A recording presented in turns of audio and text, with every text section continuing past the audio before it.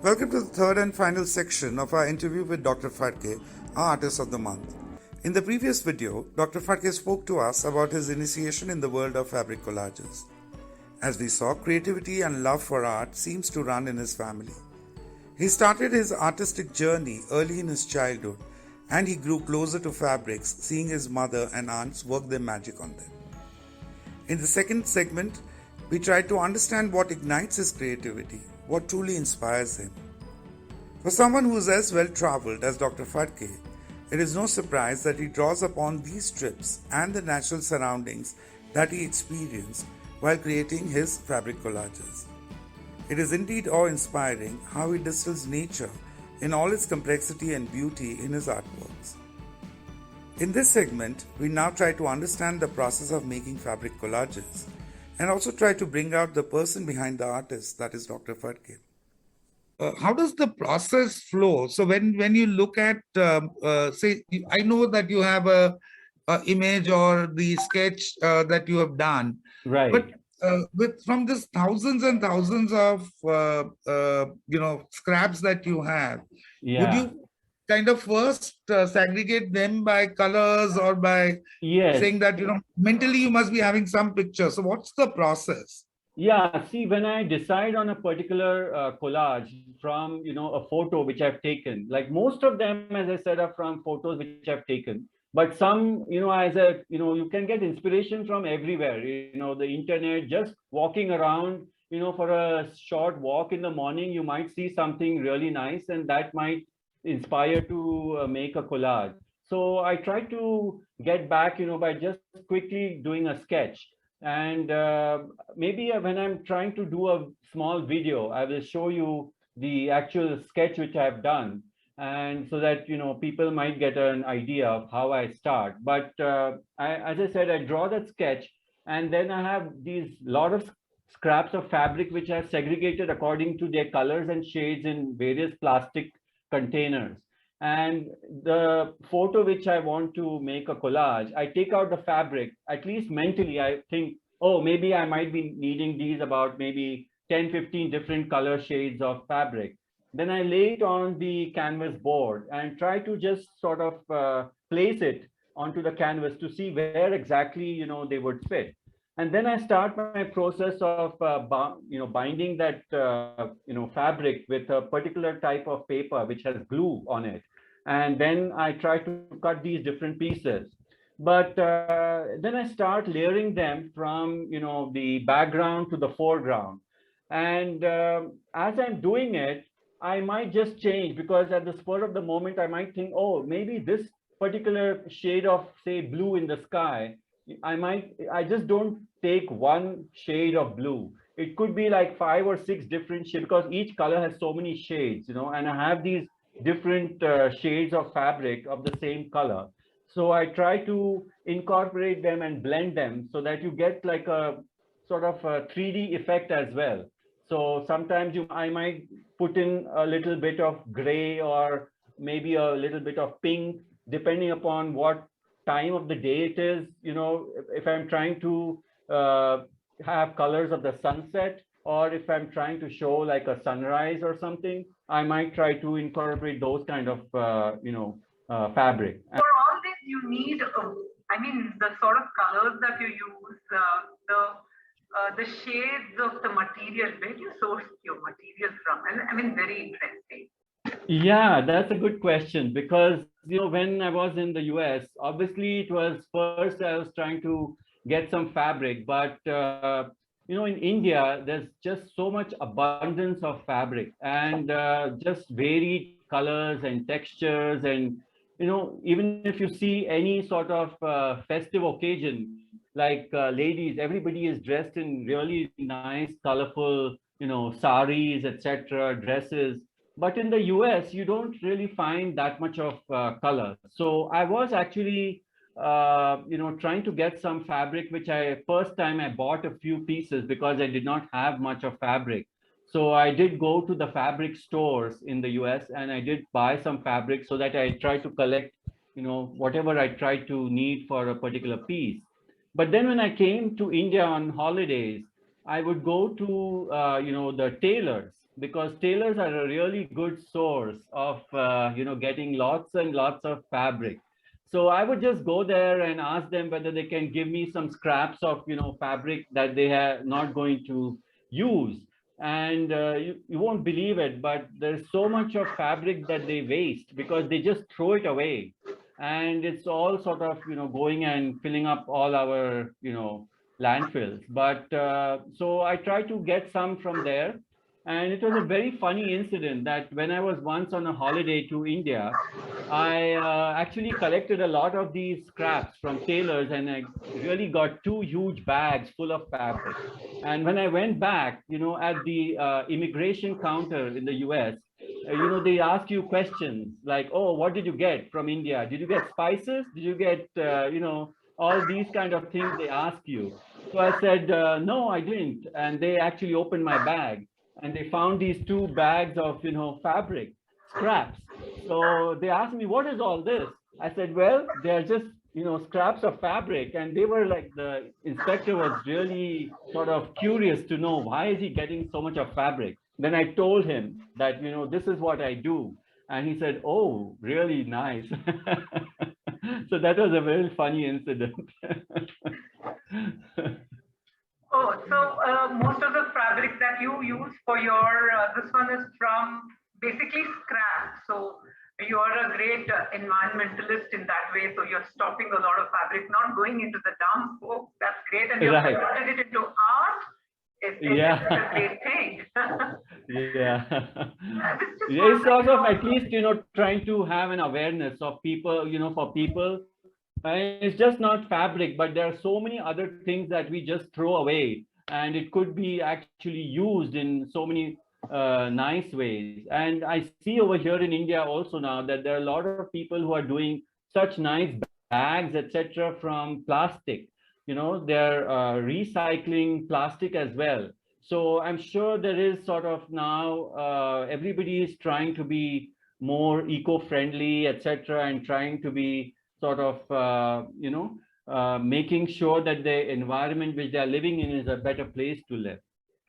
How long do you think, how long does it take for you to finish a piece?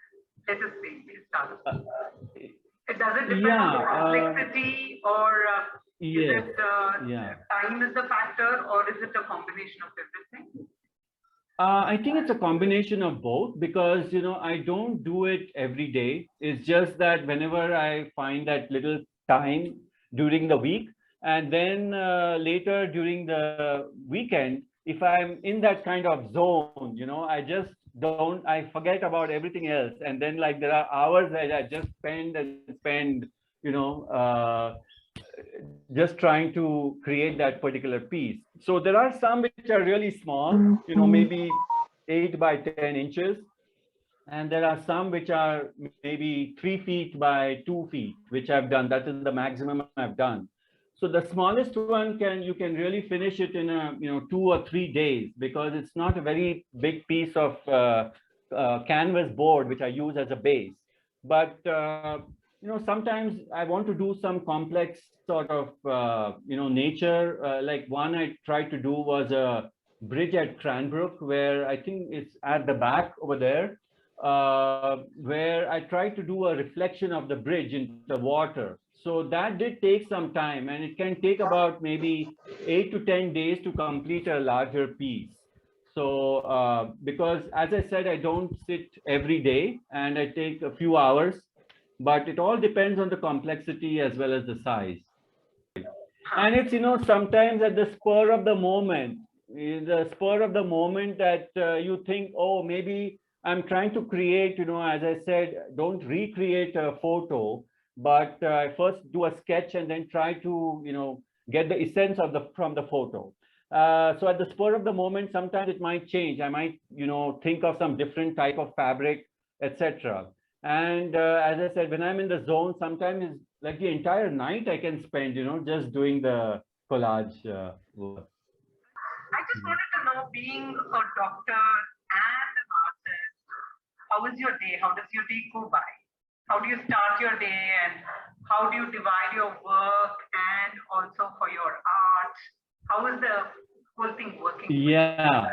Yeah, I do. I'm a full-time, practicing physician. So most of my day actually starts early in the morning, and then I go to the hospital. I'm a hospital-based physician. I don't do private practice, but it's a hospital-based in a very well-known tertiary hospital in Pune.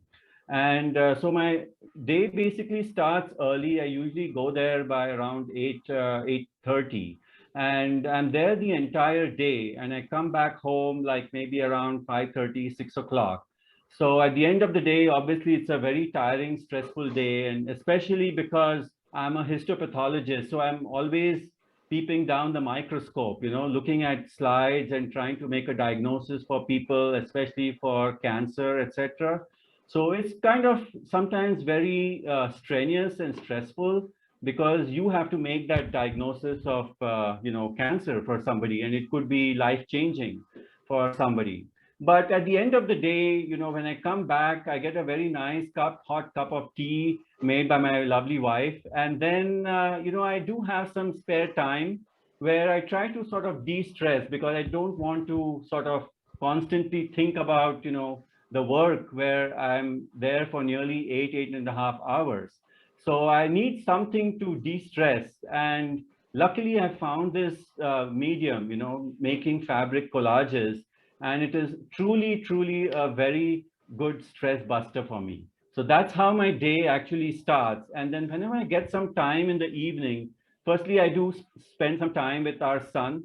And then later at night, after, I've had my dinner, I do spend some time trying to make some piece of fabric collage. So that's how I kind of have my full packed, day. And it's not that every day I do this, but there are times when you really get involved, and then you just don't, think about anything else.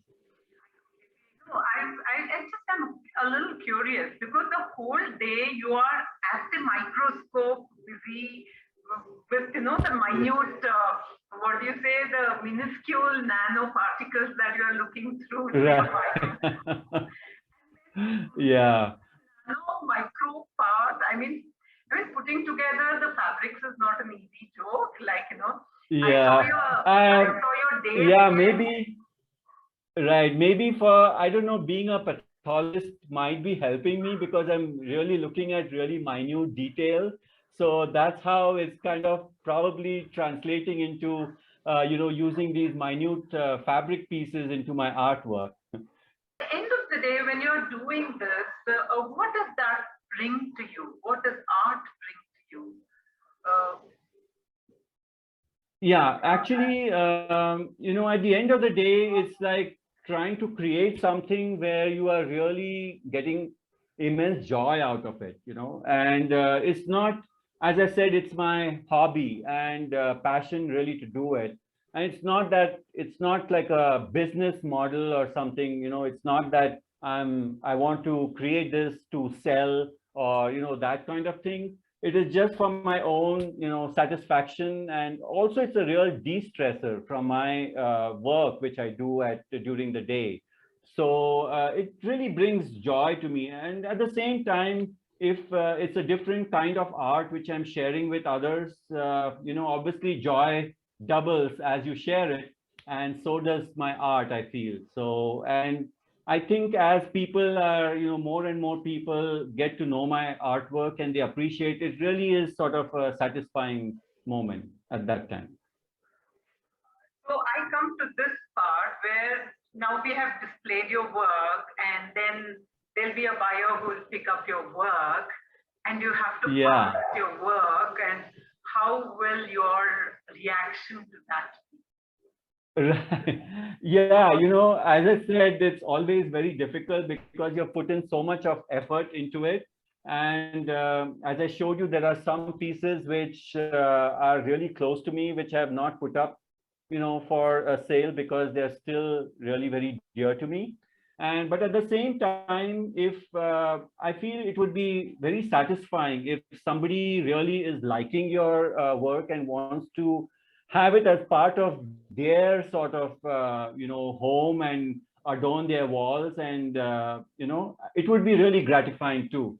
that someone is really interested in your artwork.